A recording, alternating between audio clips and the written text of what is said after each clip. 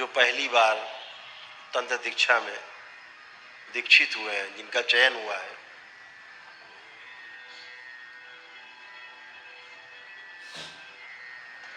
उन सभी का भी बाबा के डीएनए में बहुत बहुत स्वागत है।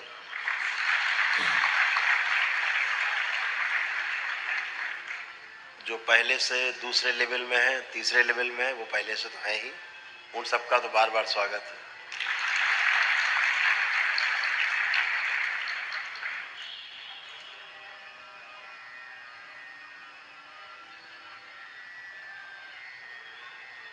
तंत्र के बारे में हम लोग पहले भी काफी चर्चा कर चुके हैं, टुकड़े टुकड़े में।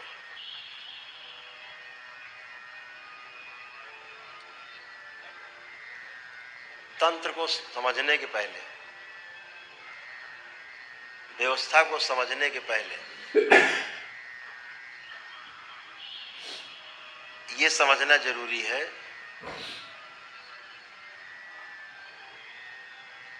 कि भगवान शिव को ये ज्ञान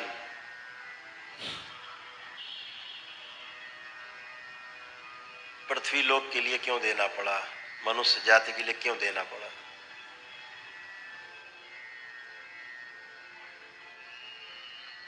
एक शब्द आता है लोक कल्याण।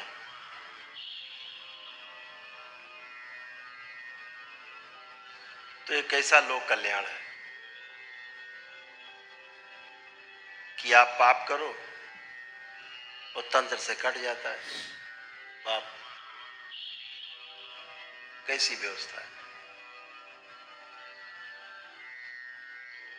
आप कुछ ही पाप करके आओ, गुरुजी भोग, गुरुजी ने काट दिया भोग, आप बच गए भोगने से, आप सजा से बच गए। ये क्या है।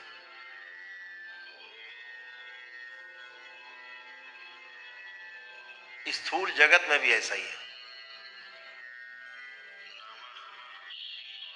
कितना बड़ा अपराध किया हो, हत्या किया हो, सबसे बड़ा अपराध तो हत्या ही है। तमाम देश की अदालतें सजा दे देती हैं, देश की अदालतें सजा देती हैं। आदमी को उम्र कैद हो जाती है, फांसी की सजा हो जाती है। जो उच्चतम न्यायालय हमारा है, सब सर्वोच्च न्यायालय कहा जाता है, वह भी सजा दे देता है। जो नीचे के कोर्ट ने सजा दी है उसको बरकरार रखता है। अब कहाँ जाएगा आदमी। और सजा न्यायालय से हो गई है, तो एक जगह बाकी रहती है जहां से उसको फांसी की सजा से भी बचाया जा सकता है। और वो अधिकार इस देश में केवल एक व्यक्ति को है, वो हमारे देश के महामहिम राष्ट्रपति को यह अधिकार प्राप्त है कि किसी की सजा को माफ कर सकते, मर्सी के आधार पर, दया की अपील हो, वो उसे विचार करते हैं, देखते हैं और माफ करते हैं। इसी प्रकार से सूक्ष्म जगत में ये अधिकार केवल और केवल पूर्ण गुरु को ही प्राप्त है।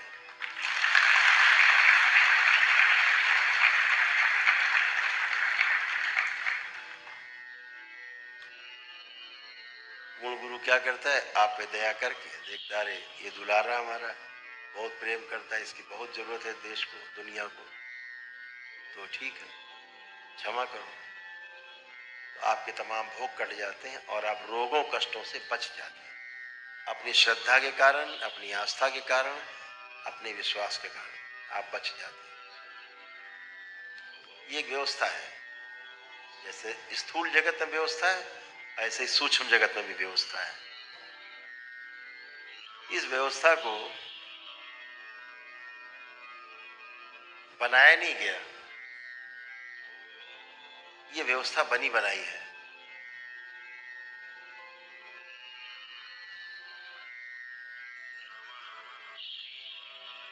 जो व्यवस्था बनाई जाती है वो बिगड़ भी सकती है, लेकिन जो बनी बनाई व्यवस्था है वो बिगड़ती नहीं है, चलती रहती है।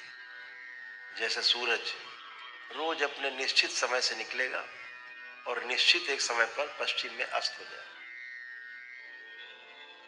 व्यवस्था है।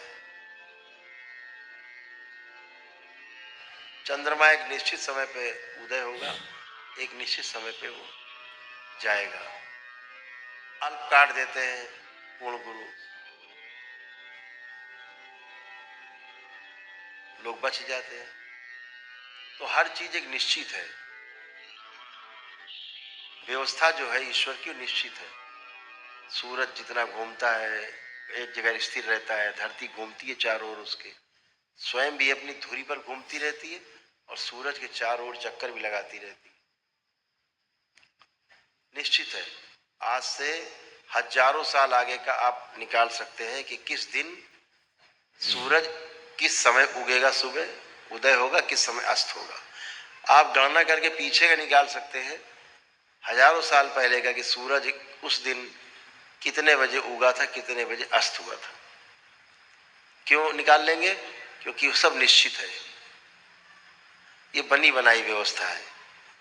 तो जो तंत्र है ये एक व्यवस्था है, वो बनी बनाई व्यवस्था है। उस बनी बनाई व्यवस्था को जब हम समझ लेते हैं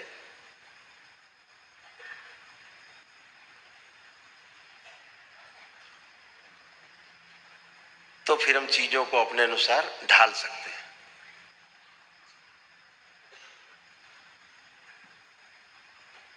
चीजों को केवल समझना है। आपका सिर्फ इतना ही काम है, चीजों को समझना है एक भाव से जुड़ के। जिस भाव से जुड़ के चीजों को समझोगे, वस्तुएं चीजें उसी भाव से आपके अंदर आएंगी और वैसा ही प्रभाव देंगी। अगर आपने खराब भाव से कोई चीज समझने की कोशिश की तो जो एनर्जी आपके पास आएगी वो खराब हो जाएगी। अच्छे भाव से कोई चीज समझने की कोशिश की तो जो एनर्जी आपके पास आएगी वो एनर्जी वही है जो खराब सोच वाले के पास जा रही है, और वही एनर्जी वही है जो अच्छी सोच वाले के पास आ रही है। उसके पास आकर के एनर्जी अच्छा काम करेगी। एनर्जी का कोई दोष नहीं, ऊर्जा का कोई दोष नहीं। जनरेटर से बिजली बन रही है, चाहो तो हीटर जला लो, गर्म कर लो, और चाहो तो एसी चला लो, ठंडा कर लो। अभी तो आपके ऊपर है। वहां से तो ऊर्जा वही बन रही है, चाहे पंखा चला लो, चाहे कूलर चला लो। आपको तय करना है कि क्या करना है। तो आपको समझना है कि करना क्या है। नियत हमारी जो है जैसी होती है, जैसी नियत होती है, सृष्टि वैसा ही काम करती है। आप बिल्कुल स्वतंत्र है। मनुष्य योनि में कर्म स्वतंत्रता है, आपको कर्म करने की छूट है।